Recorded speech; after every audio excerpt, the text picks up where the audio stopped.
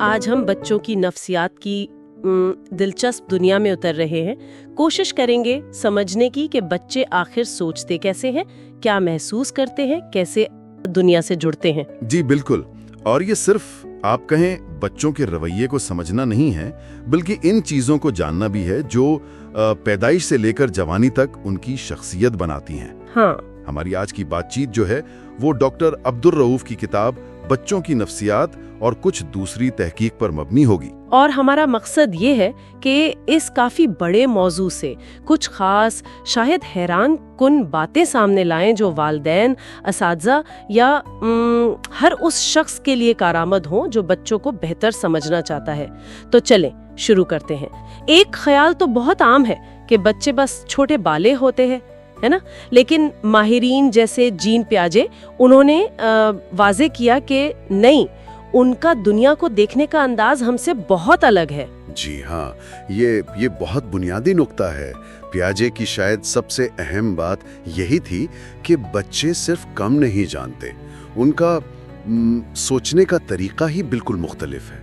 وہ ہماری والی منطق استعمال نہیں کرتے. اچھا. جی، وہ جیسے ننھے سائنسدان نہیں ہوتے، خود تجربے کر کے چیزوں کو الٹ پلٹ کر کے دنیا کو سمجھنے کی کوشش کرتے ہیں. واہ، یہ تو واقعی دلچسپ ہے.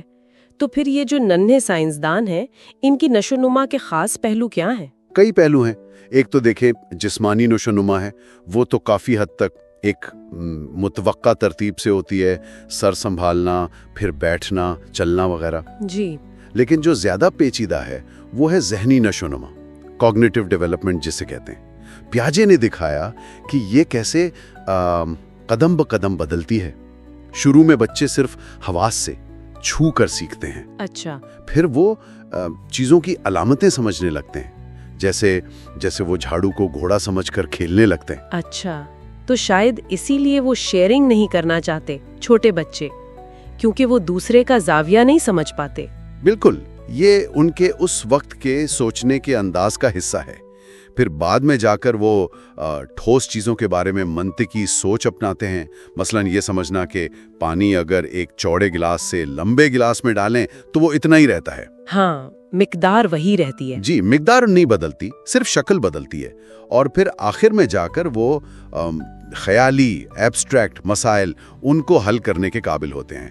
تو یہ ایک طرح سے سیڑھی کی طرح ہے، ہر مرحلہ پچھلے پر بنتا ہے. اور اس کے ساتھ ساتھ جذباتی اور سماجی نشوونما بھی چل رہی ہوتی ہے.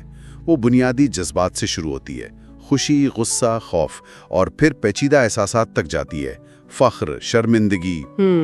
دوسروں کے جذبات کو سمجھنا یعنی ہمدردی پیدا ہونا، دوست بنانا، یہ سب اسی کا حصہ ہے اور آپس میں جڑا ہوا ہے. یہ سب تو کافی مربوط لگتا ہے، لیکن ایک سوال جو ہمیشہ ذہن میں آتا ہے، بچے کی شخصیت میں جینز یعنی فطرت کا زیادہ دخل ہے یا ماحول اور تربیت کا؟ وہ نیچر بمقابلہ نرچر والی بحث. دیکھیں، اب زیادہ تر تحقیق یہ کہتی ہے کہ یہ سوال ہی شاید پوری طرح ٹھیک نہیں. یہ یا والی بات نہیں، اور والی ہے. اچھا. جی، یہ دونوں مل کر کام کرتے ہیں. مثال کے طور پر زبان سیکھنے کی صلاحیت، وہ شاید پیدائشی ہو جیسے چومسکی نے کہا، لیکن اگر بچہ لوگوں کو بولتے سنے گا ہی نہیں، اس سے کوئی بات ہی نہیں کرے گا، تو بولنا کیسے سیکھے گا؟ یہ وائیگوٹسکی نے واضح کیا. صحیح. تو یہ ایسا ہی ہے جیسے کیک بنانے کے لیے آپ کو اجزاء یعنی فطرت بھی چاہیے اور صحیح درجہ حرارت پر پکانا یعنی تربیت بھی. سمجھ گئی. اچھا، اور وہ جو بچوں کا اپنے خیال رکھنے والوں سے ایک خاص تعلق بن جاتا ہے، اٹیچمنٹ جسے کہتے ہیں، کچھ لوگ سمجھتے ہیں کہ زیادہ پیار سے بچے بگڑ جاتے ہیں، لیکن یہ تھیوری تو کچھ اور کہتی ہے. آپ نے بالکل صحیح نقطہ اٹھایا. جان بولبی کے مطابق تو یہ لگاؤ صرف کوئی جذباتی چیز نہیں، یہ بچے کی بقا کے لیے ضروری ہے. بقا کے لیے؟ جی. اور ہیری ہارلو کے جو بندروں پر تجربات تھے وہ تو کمال کے تھے. انہوں نے یہ بالکل صاف کر دیا. بندروں نے اس تار والی ماں کو چھوڑ دیا جو صرف دودھ دیتی تھی، اور اس کپڑے والی نرم ماں کو چنا جس سے انہیں سکون ملتا تھا، تحفظ ملتا تھا، خاص طور پر جب وہ ڈرتے تھے. یعنی ہارلو نے دکھایا کہ بچوں کو صرف روٹی نہیں چاہیے، انہیں وہ نرمی، وہ تحفظ کا احساس چاہیے، اور یہ بقا کے لیے اتنا ہی اہم ہے جتنا کھانا. اسی پہلے تعلق کی بنیاد پر پھر وہ محفوظ یا غیر محفوظ قسم کا لگاؤ بنتا ہے. یہ تو واقعی بہت گہری بات ہے. اچھا، آخر میں یہ بتائیں کہ بچے صحیح اور غلط میں تمیز کرنا کیسے سیکھتے ہیں، خاص طور پر جب ان کی سوچ ہی ہم جیسی نہیں؟ یہ بھی زیادہ تر سیکھا جاتا ہے۔ البرٹ بینڈورا کا وہ جو بوبو ڈول والا تجربہ تھا نا، جی اس نے دکھایا کہ بچے تو صرف دیکھ کر ہی تشدد یا غصہ سیکھ سکتے ہیں۔ اگر وہ بڑوں کو غصے میں مار پیٹ کرتے دیکھیں گے تو وہ بھی وہی کریں گے۔ اور لارنس کوہلبرگ کے مطابق اخلاقی سمجھ بھی مراحل میں آتی ہے۔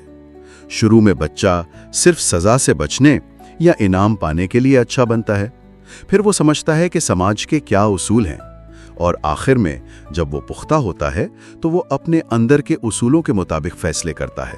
تو آج ہم نے بچوں کی نفسیات کے کچھ آپ کہیں بنیادی ستونوں کو سمجھا کہ ان کی سوچ کیسے منفرد ہے، نشو و نما کے اہم پہلو کیا ہے، فطرت اور تربیت کیسے مل کر کام کرتے ہیں، اور جذباتی لگاؤ اور اخلاقیات سیکھنے کی کیا اہمیت ہے۔ بالکل، اور سب سے اہم بات شاید یاد رکھنے والی یہ ہے کہ یہ ایک بہت پیچیدہ عمل ہے۔ اس میں حیاتیاتی، ذہنی، جذباتی، سماجی سب عوامل شامل ہیں، اور خاص طور پر شروع کے سالوں کے تجربات اور تعلقات وہ آنے والی زندگی پر بہت گہرے اثرات ڈالتے ہیں۔ اور جاتے جاتے ایک خیال چھوڑے جاتے ہیں۔ ایک اور ماہر نفسیات ہیں ایرک ایرکسن۔ انہوں نے کہا کہ پوری زندگی 8 نفسیاتی سماجی مراحل پر مشتمل ہے۔ ہر مرحلے کا اپنا چیلنج ہوتا ہے، جیسے بچپن میں اعتماد بنام عدم اعتماد۔ تو کیا بچپن کے ان مراحل اور چیلنجز کو سمجھنا ہمیں اپنے بعد کی زندگی کے مسائل، جوانی کے، بڑھاپے کے، ان سے بہتر طور پر نپٹنے میں مدد دے سکتا ہے؟ اس پر ضرور سوچیے گا۔